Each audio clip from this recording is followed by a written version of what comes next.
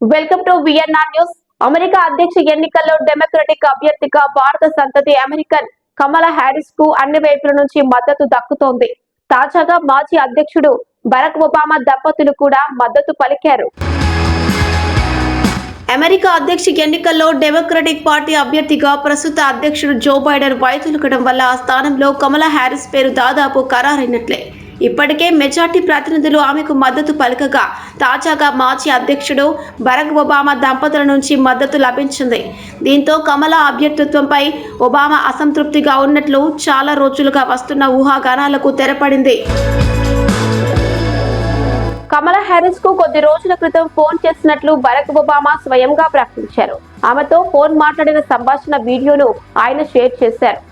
United states కు అధ్యక్షురాలు అవుతారని మేము భావిస్తున్నామన్నారు. ఆమెకు తమ పూర్తి మద్దతు ఉందని ఆమెకు తెలియజేసినట్లు చెప్పారు. నవంబర్లో జరగనున్న ఎన్నికల్లో కమల్ గెలవటానికి ఏమైనా చేస్తామని ఒబామా పేర్కొన్నారు.